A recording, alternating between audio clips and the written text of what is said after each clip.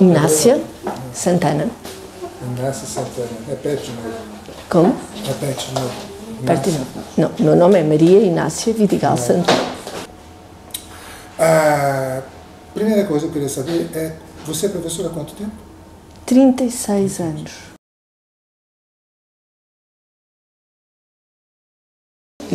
Isso veio a evoluir negativamente em termos de mercado de trabalho, digamos assim. Eu já na altura nem me atrevi a concorrer no distrito de Évora, concorri logo no distrito de Setúbal, porque sabíamos que em Évora não tínhamos hipóteses de emprego.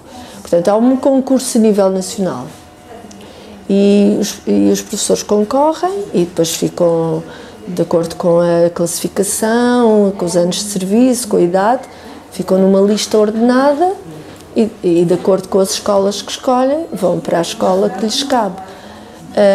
Eu fiquei logo no distrito de Setúbal, exatamente porque concorri logo para Setúbal. Hoje já não é exatamente assim. Eu confesso que hoje já nem sei bem como é, porque hoje há os concursos dos contratados e quando se sai da escola de formação inicial faz-se esse concurso para contratados, não é? Que só ganham o tempo que trabalham. Trabalham 2 meses, recebem 2 meses, o resto do ano estão ou 3 meses, ou não sei o quê, depois têm que ir para o Fundo de Desemprego, recebem do Fundo de Desemprego, a partir de determinado... entram naquele mundo dos desempregados, não é? Não ganha as férias, não ganha mais, quer dizer, agora tem esse recurso do Fundo de Desemprego durante um tempo e depois deixa de ter, não é? Como todos os desempregados.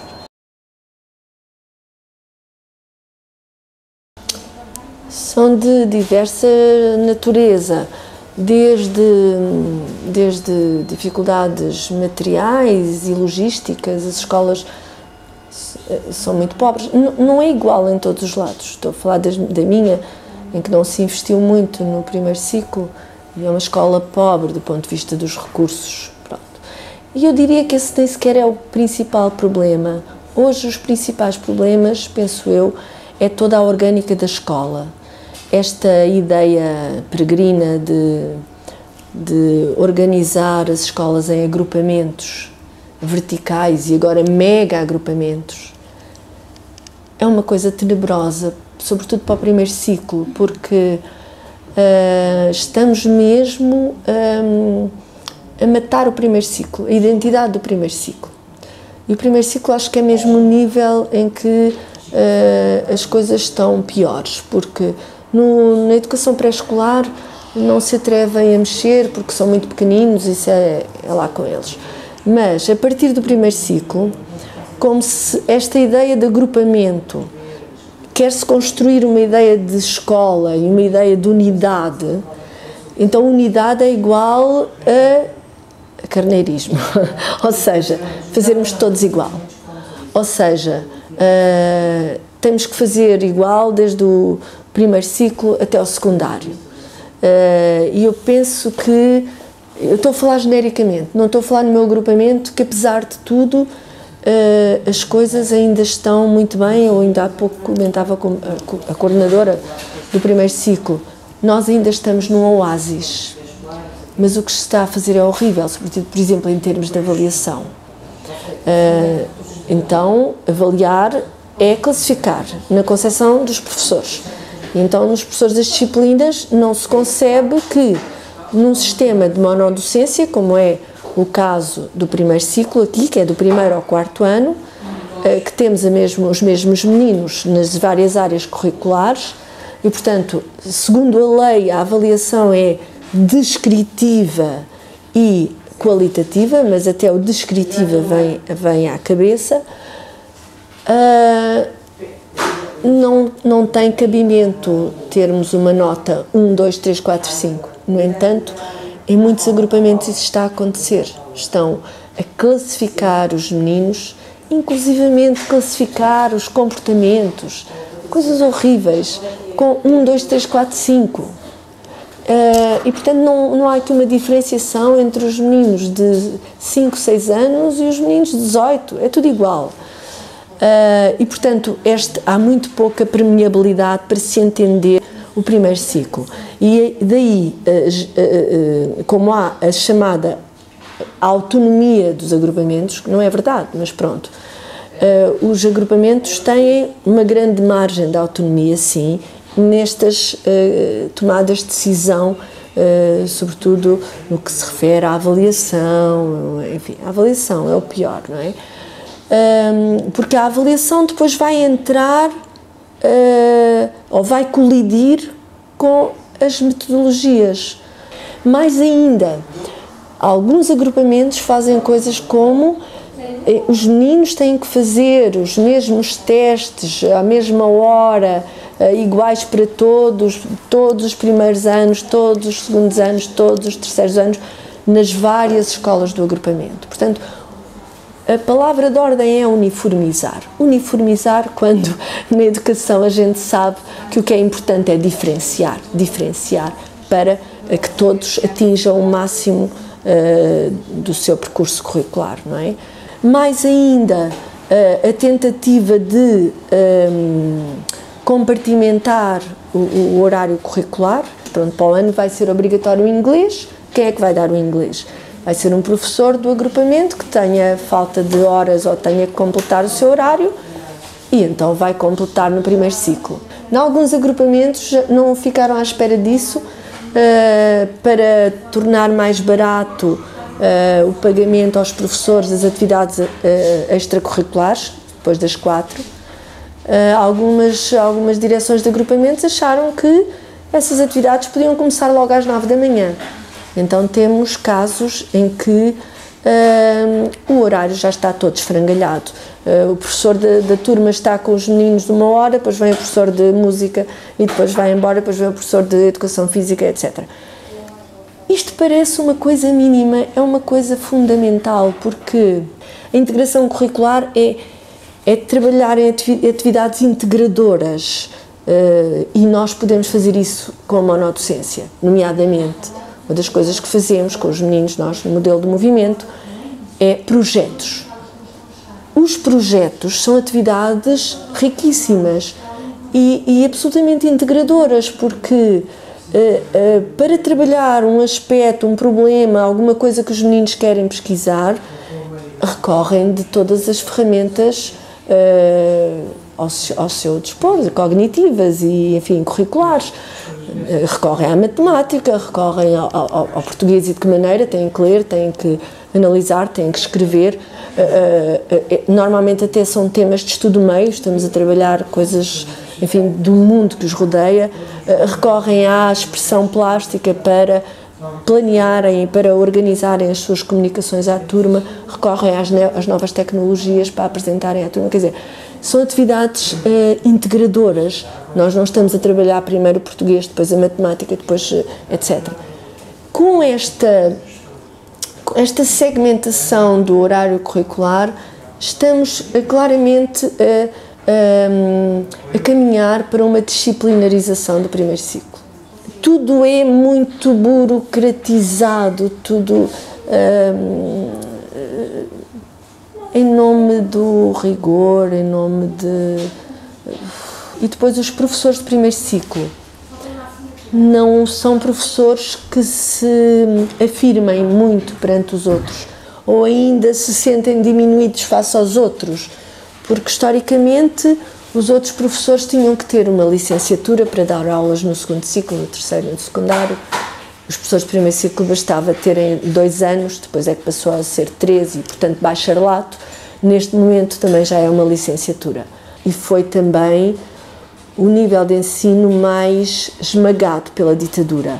Basta dizer que as escolas normais fecharam, não era preciso os professores tirarem curso nenhum, bastava saberem ler, escrever e contar. Portanto, nas aldeias iam buscar pessoas, mulheres, não é? Porque era uma profissão feminina, que soubessem ler, escrever e fazer contas, e eram chamadas regentes.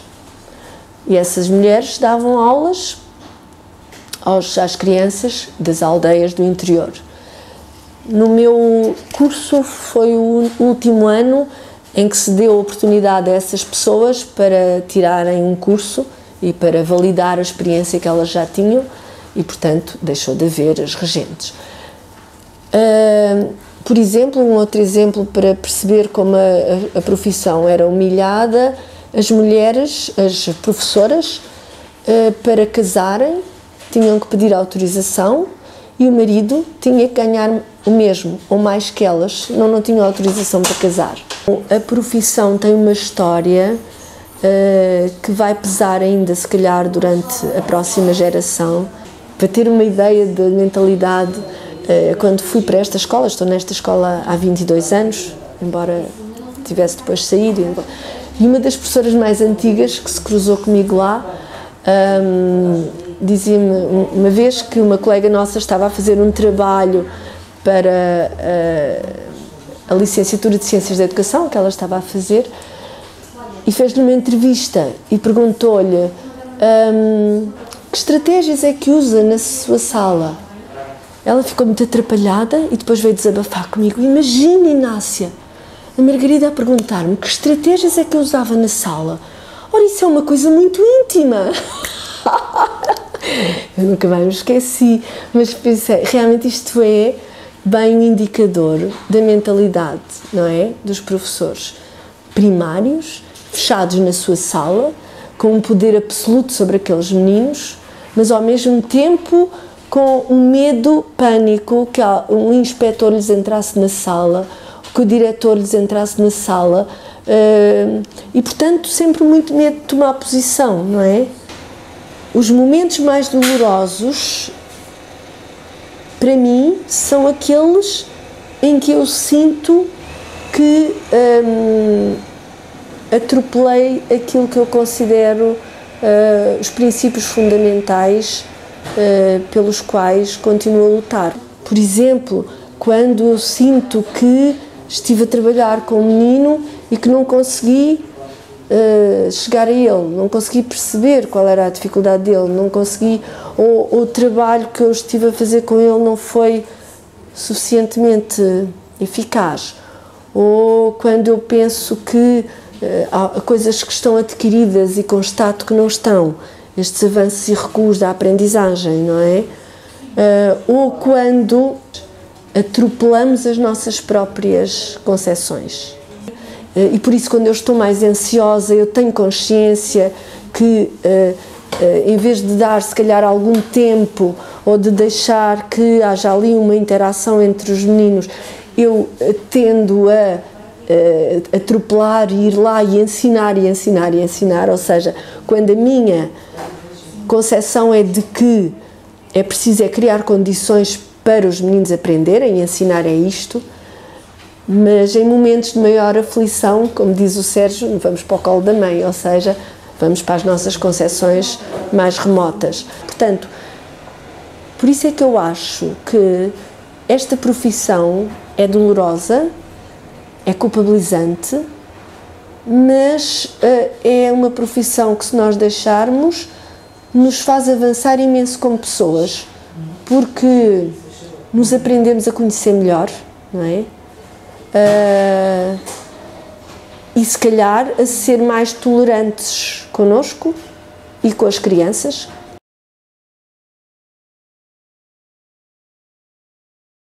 Achar que estamos a caminhar para uma utopia, sabendo que nunca vamos atingir, mas que estamos sempre em aproximações sucessivas e que estamos sempre a evoluir. São as causas que me têm mobilizado a vida toda, não é? Ou seja, eu entrei na profissão ao mesmo tempo que entrei no movimento da escola moderna. Fiz minhas um conjunto de causas. Lutar por uma outra escola. Para já entrei na profissão com esta determinação. Ou eu sou professora de outra maneira ou eu não quero ser professora. E, portanto, eu descobri como podia ser professora de outra maneira no movimento.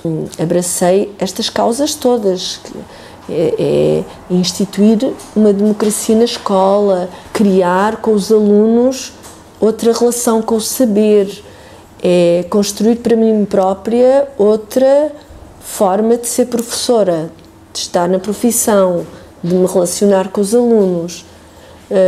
de eu própria me relacionar com o saber. E o que me apaixona é isto mesmo. Uma coisa que eu fui aprendendo a criar pontes com os meus colegas, não é? Perceber os pontos de vista deles, mas percebi também que ao mesmo tempo que vamos criando este espaço na escola e na educação, vamos ajudando outras pessoas a integrar outra ideia de educação. O que é que eu quero dizer com isto? Por exemplo, eu estou naquela escola há 22 anos. Já tive ali vários grupos do 1º ao 4º ano.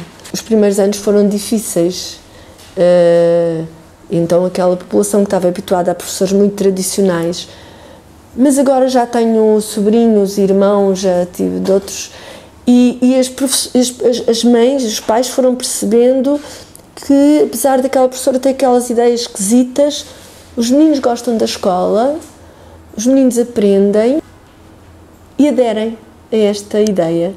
E, portanto, é por isso que eu digo que quando vamos conquistando o nosso espaço, também vamos ajudando de alguma maneira, pouco a pouco, a mudar a mentalidade dos outros, não é?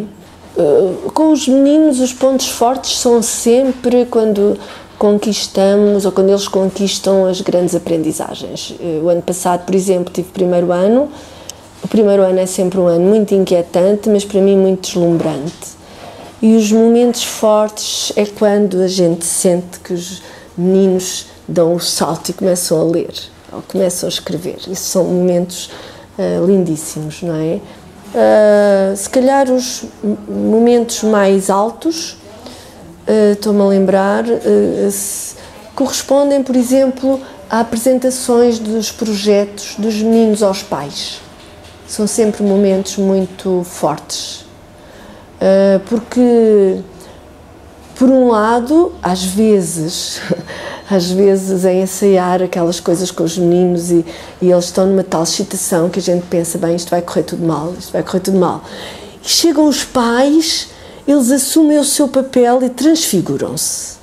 E aí a gente fica completamente boca. Eu ainda hoje me surpreendo sabendo que é isso que vai acontecer. E depois os pais ficam absolutamente babados e percebem como é que ele é capaz de fazer isto. Eu acho que, de uma maneira geral, minimizamos as capacidades das crianças e, portanto, às vezes fica-se muito surpreendido quando mas ele é capaz de fazer isto. Uma dessas apresentações com calor horrível, essa é uma das coisas horríveis que a gente tem na escola. Estavam os pais, estavam os meninos, e um dos projetos apresentados de um menino brasileiro, um menino com uma história de vida terrível, um menino difícil. Um dos projetos que ele quis fazer foi sobre os poetas contemporâneos. A apresentação do projeto aos pais foi, quando chegou a esse grupo, foi uma sessão de poesia. Que era comovente ver aquele menino, não é? A ler alguns poemas de poetas contemporâneos portugueses aos pais, não é? Foi, por exemplo, um dos momentos fortes que me lembro. Uma das nossas práticas é ter trocas sistemáticas de trabalhos e de cartas com outra turma. Eu sempre tive correspondentes porque acho que é das estratégias mais, enfim, das atividades mais integradoras e das estratégias mais mobilizadoras de aprendizagens. E depois, normalmente, no fim do ano, encontramos-nos. Por exemplo, com este grupo, encontrámos-nos a semana passada. Foi também um momento muito forte, porque é um momento de grandes emoções, não é? Mas também de aprendizagens, porque normalmente as duas turmas apresentam coisas umas às outras, não é? Nós, por exemplo, fizemos o teatro de uma história que lemos da Sofia de Melbrenner, da Menina do Mar, e, enfim, a mobilização da turma é intensa.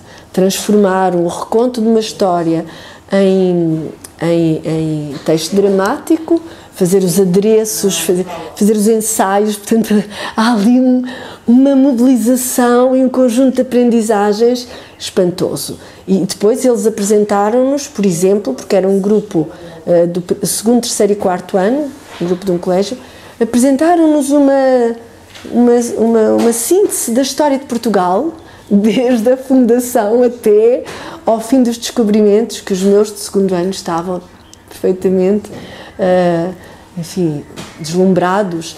Achar que estamos a caminhar para uma utopia, sabendo que nunca vamos atingir, mas que estamos sempre em aproximações sucessivas e que estamos sempre a evoluir.